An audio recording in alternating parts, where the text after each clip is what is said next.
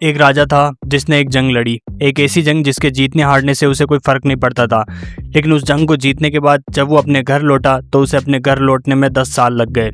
तो वीडियो शुरू करने से पहले एक चीज़ बता दूं कि इस दुनिया में कई ऐसे डायरेक्टर्स हैं जिनके विजन के ऊपर कभी शक नहीं करना चाहिए, एंड द क्रिस्टोफर नोलन उन्हीं डायरेक्टरों में से एक है। ओडिसी की रिलीज होने के बाद ये चीज़ तो कंफर्म हो गई है कि क्रिस्टोफर नोलन एक विजनरी डायरेक्टर हैं, क्योंकि नोलन ने जो सोचा था, जिस इमेजिनेशन के साथ ये मूवी बनानी चाहिए थी, वैसी ही मूवी उन्होंने सर्व करी है। द ओडिसी सिर्फ एक मूवी नहीं है, ये एक रिवोल्यूशन है स्टोरी टेलिंग का, क्योंकि इस फिल्म की कहानी भी नोलन की बाकी की मूवीज के जैसे स्ट्रेट फॉरवर्ड नहीं चलती, लेकिन नोलन की बाकी की मूवीज की तरह ये मूवी तुम्हें कंफ्यूज भी नहीं करती। रही बात इस मूवी का ओरिजिनल बुक के साथ जस्टिफाई करने की, तो ये कई जगह पर कैरेक्टर्स के साथ जस्टिफिकेशन करती है, तो कई जगह पर नहीं भी करती। लेकिन एक तरह से तुम इस मूवी को यही समझ लो कि ये मूवी एक ड्रामा है और सब अपने अपने किरदार निभा रहे हैं और सबने अपने अपने किरदार बहुत ही अच्छी तरीके से निभाए हैं। लेकिन फिर भी कुछ कमियां, कुछ मिस्टेक्स जो हम नोटिस करें वो कुछ इस प्रकार है, जैसे कि जॉन बर्नथोल का कैरेक्टर मेनेलूस, उसका लुक बिल्कुल भी एक्यूरेट नहीं था। वैसे ही हेलेन ऑफ ट्रोय को ब्लैक के रूप में प्रेजेंट करना, कैरेक्टर्स के बाल छोटे होना, ये सब बुक को जस्टिफाई नहीं करते। लेकिन जो विजुअल स्टोरी टेलिंग है, जहाँ वो एटमॉस्फेयर क्रिएट करना, जहाँ तुम फील कर पाते हो जो स्क्रीन के ऊपर एक्चुअली में हो रहा है, चाहे वो साइक्लॉप्स की गुफा वाला सीन जहाँ पर जंप स्केयर वाला एक एटमॉस्फेयर बन जाता है और तुम उसे फील कर पाते हो, चाहे वो जहाज वाला सीन जहाँ तूफानों को तुम एक्चुअली में फील कर पाते हो, और चाहे हजारों सैनिकों का ट्रॉय के ऊपर टूट पड़ना जहाँ का एड्रेनालाइन रश तुम एक्चुअली फील कर पाते हो। जिस तरह का डिस्ट्रक्शन तुम्हें दिखाया गया है, तुम फील कर पाते हो उस चीज को। सिनेमेटोग्राफी के साथ कोई समझौता नहीं किया गया है। सीजीआई और वीएफएक्स में कमियां तुम निकाल भी नहीं पाओगे। वैसे तो वीएफएक्स और सीजीआई का यूज नोलन अपनी मूवीज में नहीं करते, लेकिन वहां पर सीजीआई और वीएफएक्स का यूज करते हैं जहां पर प्रैक्टिकल चीजें पॉसिबल नहीं होती है।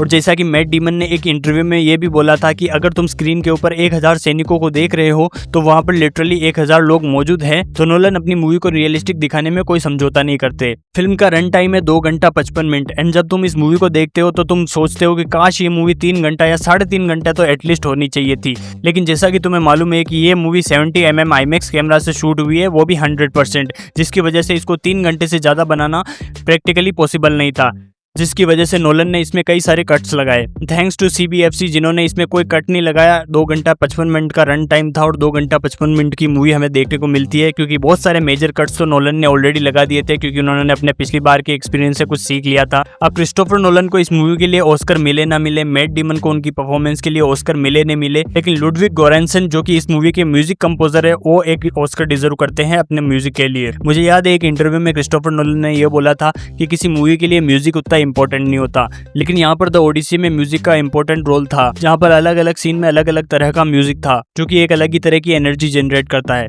खास करके वो धनुष का इफेक्ट जब ओडिसेस उसके तार को खींच के छोड़ता है, और इस तरह के कई सारे साउंड इफेक्ट तुम्हें सुनने को मिलेंगे। जब क्रिस्टोफर नोलन ने इस मूवी का ट्रेलर लॉन्च किया था तो कई सारे लोगों ने इसे डिसलाइक किया था, और इसका trailer most dislike trailer of all time बन गया था।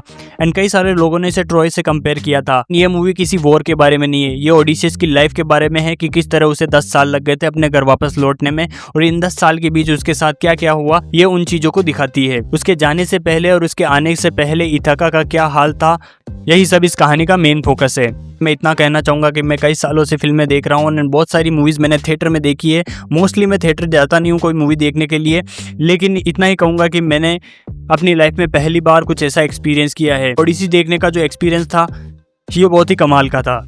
फाइनल में मैं इतना ही कहूँगा कि चीते की चाल, बाज की नज़र और नोलन के विजन के ऊपर कभी संदेह नहीं करते, कभी भी मात दे सकता है। तो ये कोई रिव्यू वीडियो नहीं है, तो इसको बहुत ज़्यादा लंबा खींचूंगा नहीं, लेकिन हाँ ये कुछ थॉट्स थे जो मैं आपके साथ शेयर करना चाहता था, तो मैंने ये वीडियो बना। वीडियो पसंद आई हो तो लाइक करना, अपने ओपिनियंस कमेंट्स में जरूर शेयर करना और चैनल को सब्सक्राइब कर देना। मिलते हैं नेक्स्ट वीडियो में। Till then keep watching cinema.